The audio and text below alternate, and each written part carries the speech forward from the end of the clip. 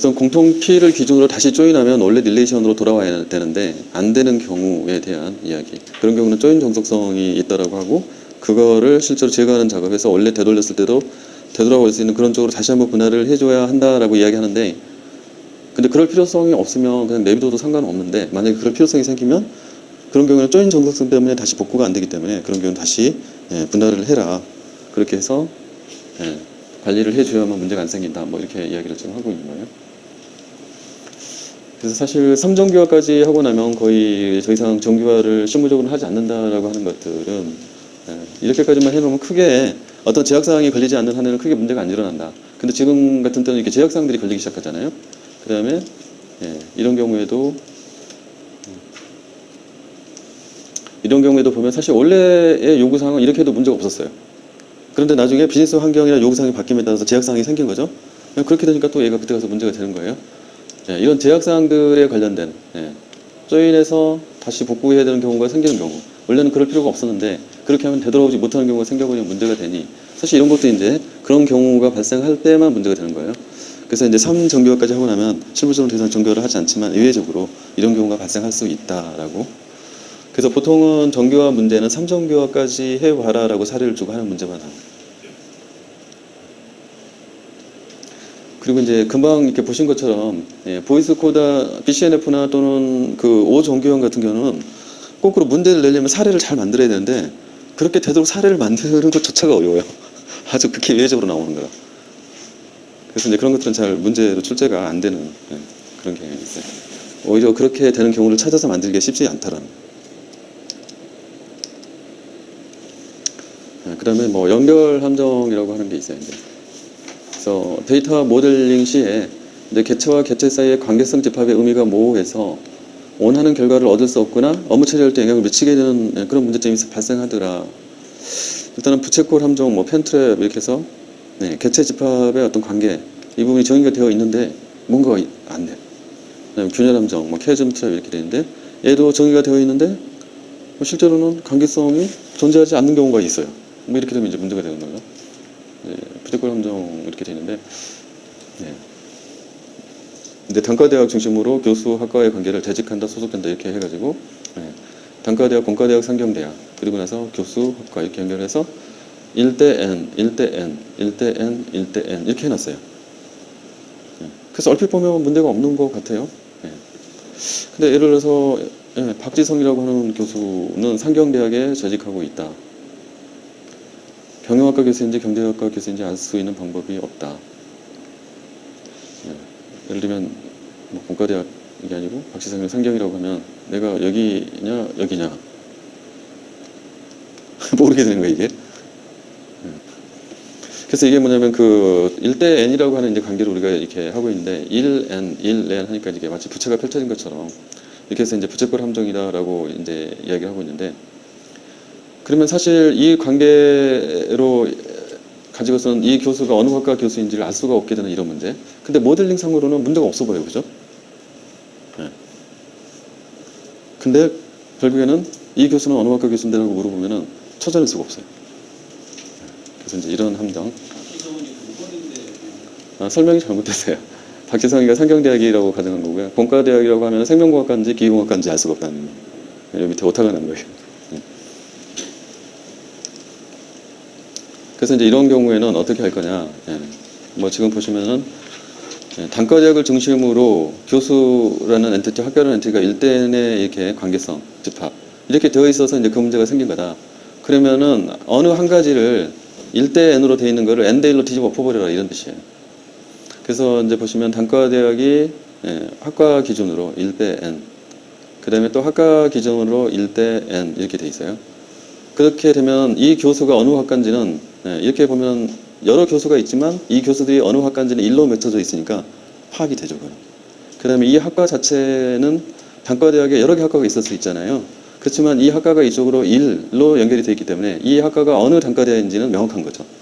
이렇게 해서 중심축을 기준으로 이렇게 1대 N, 1대 N 이렇게 되어 있는 관계를 뒤집어서 그것이 N대 1 그리고 다시 N대 1 뭐 이런 관계로 N대 1, 1대 N이 아니라 N대 1, N대 1 이런 식으로 해서 한쪽을 뒤집어주면 그게 해결이 된다는 거예요.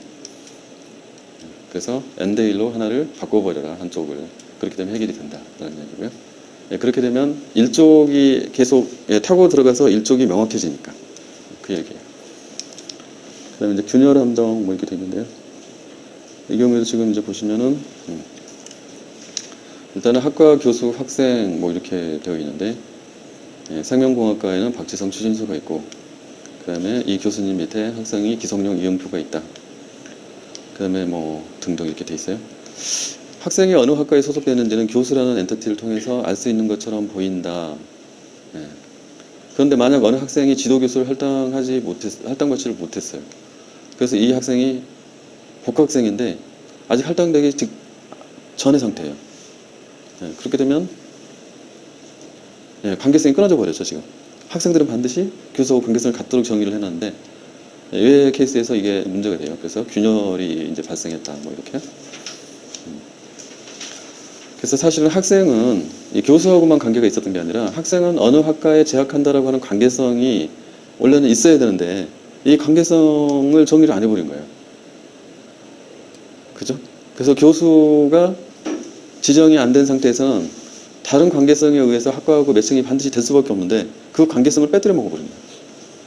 이런 경우에는 재학하다라고 하는 이 관계를 하나 더 집어넣어줘서 해결을 해준다라는 거예요.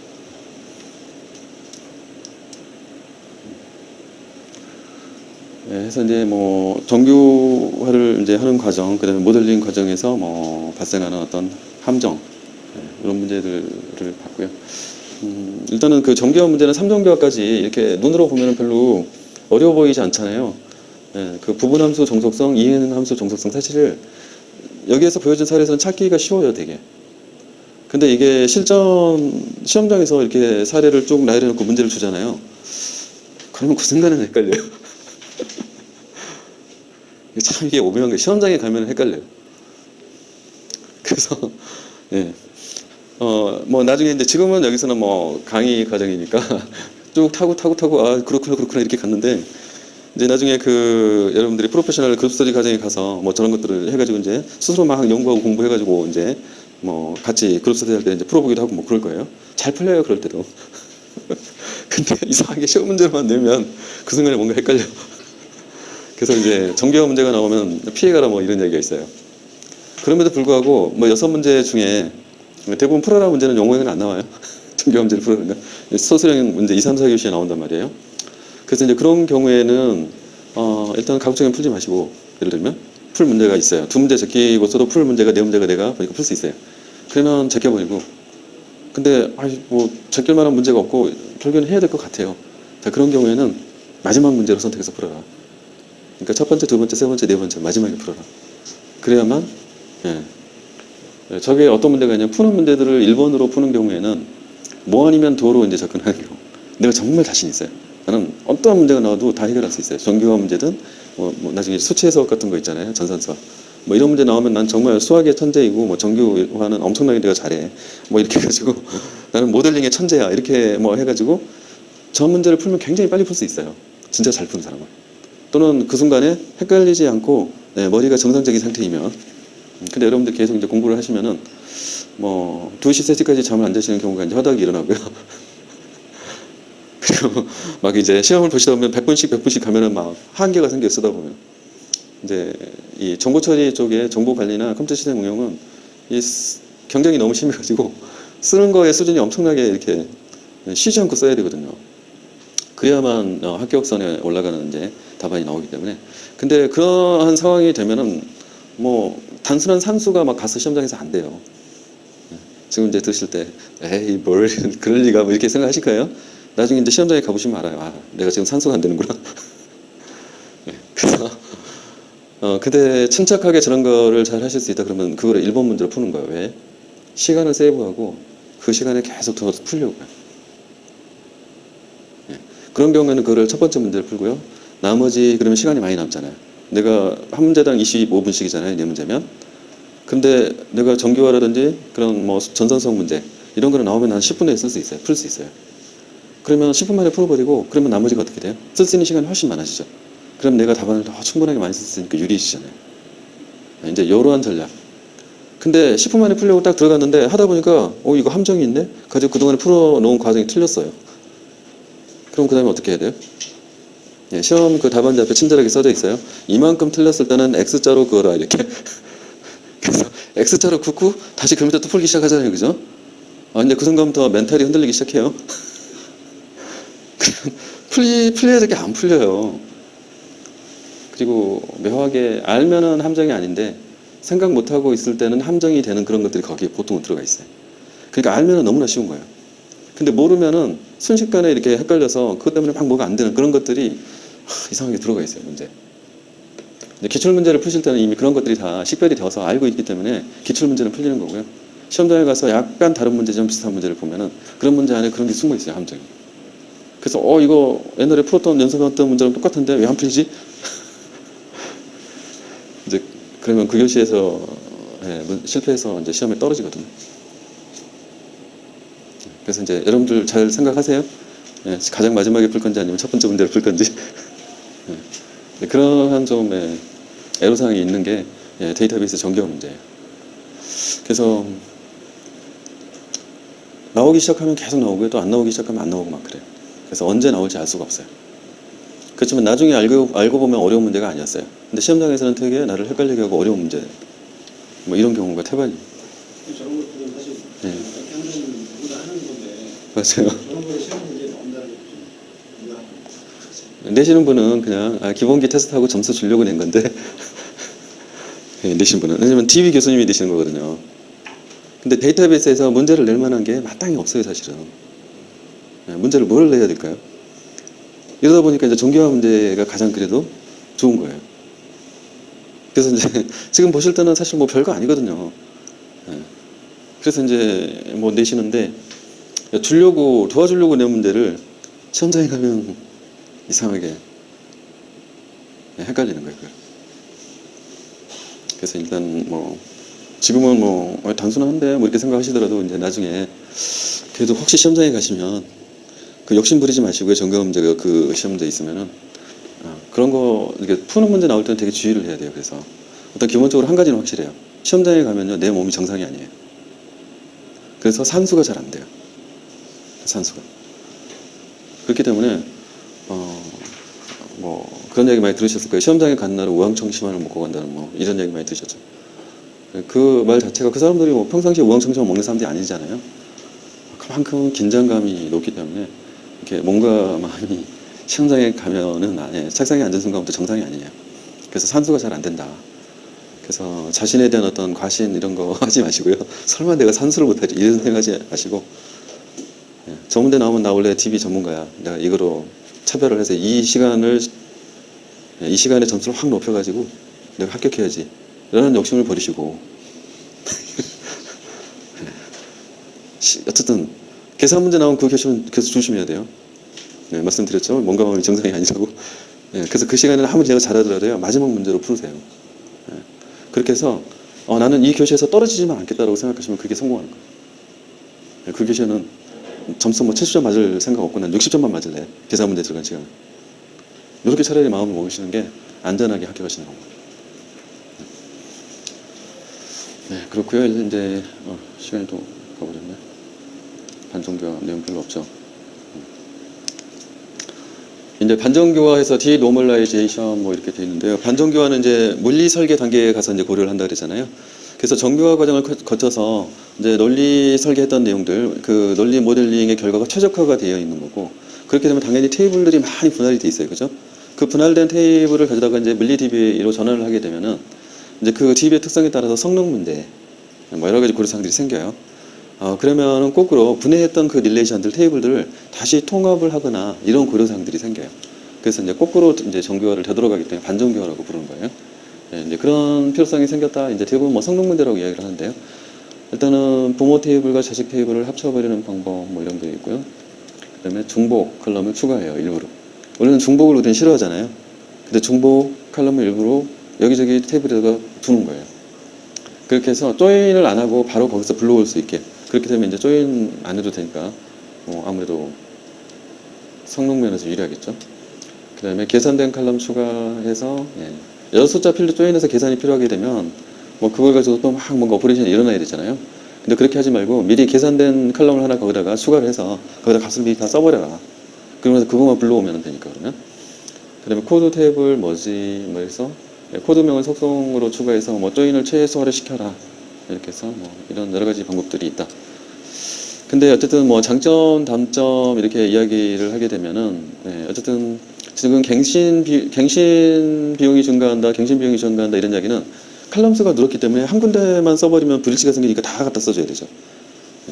그렇게 하게 되면 그러면 실제적으로 성능 측면에서 문제가 없지만 다시 쓰기를 거기다 가서 할 때는 문제 한 개만 기존에는 써도 되는 거를 중복적으로 뒀기 때문에 여러 개를 써야 되는 거예요.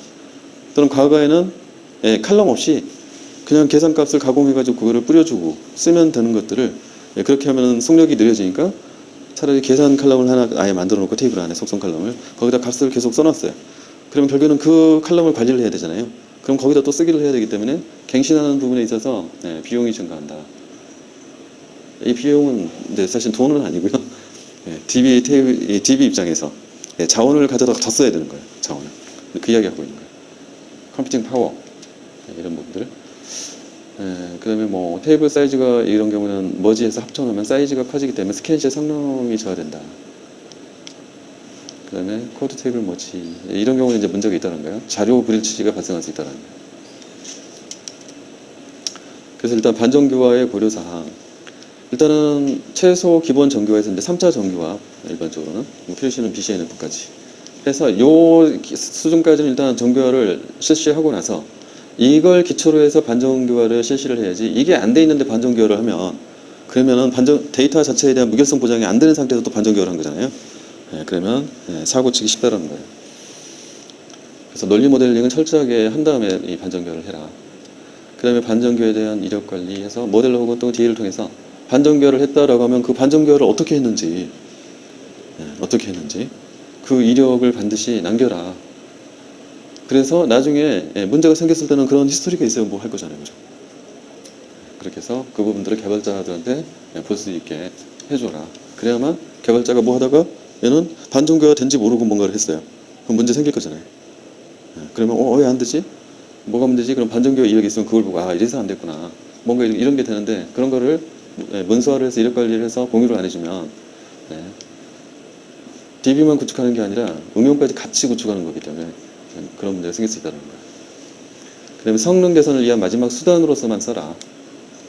반정교화에 따른 데이터 정합성이나 무결성 저하 문제는 성능보다는 훨씬 중요한 문제예요.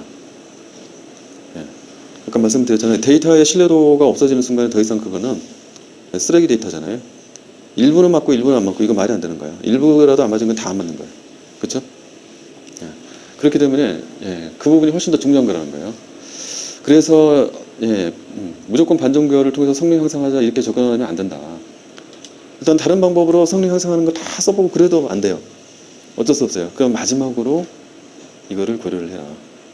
이야기하고 있는 거예요. 마지막으로 고려를 해라. 이렇게. 일단 여기까지 보고요.